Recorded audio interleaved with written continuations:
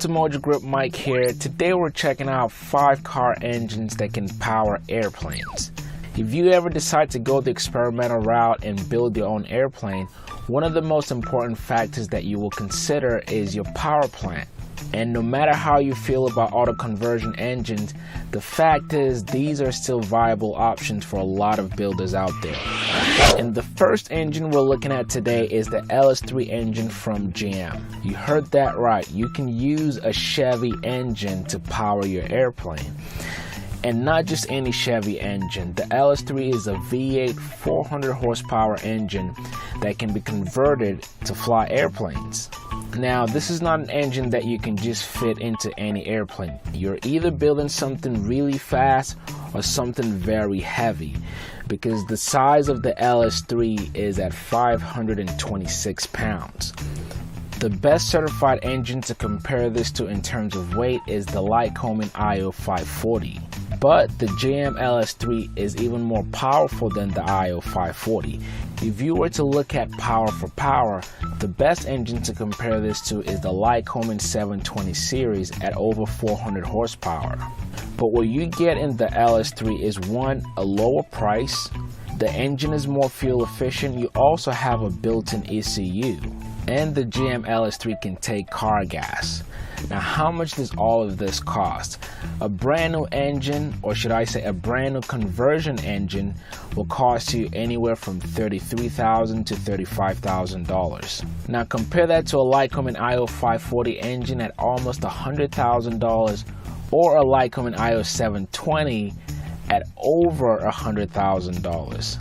This is one of the reasons why people consider going to an auto conversion engine rather than a certified engine, because you're only paying a fraction for your power plant. The next engine we're looking at today is the Aero V engine from Aero Conversions. Now, this engine has been around for quite some time now, and it is built off Volkswagen engines. The Aero V engine has different power options. You can have an 80 horsepower engine or a 100 horsepower engine. Both these engines weigh less than 200 pounds, so they're really great for smaller airplanes or light sport airplanes, namely the Sonics. If you're building a Sonics B or 1X, this is a great engine to put in it. The Aero V 80 horsepower engine will cost you about $8,000, and the 100 horsepower option will cost you a little over $11,000. Next, we have the Corvair engine.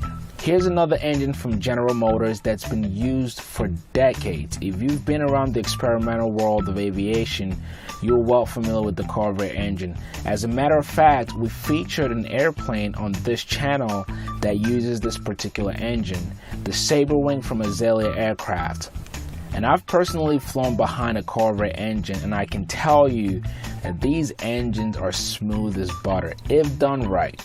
Now, there's several conversion kits out there, so you pick your choices. A good conversion shop, I can tell you, is Spider Engines, based in Georgia. Now, with Spider Engines, they offer 2 different power plants for the Corvair engine. You have the 100 horsepower and 120 horsepower. Also, they're currently working on 120 horsepower that is also turbocharged. And most of the Corvair engine you find out there do weigh over 200 pounds.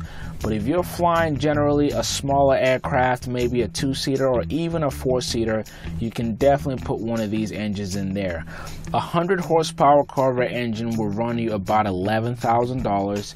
If you opted for 120 horsepower, you're looking at closer to $13,000 or $14,000.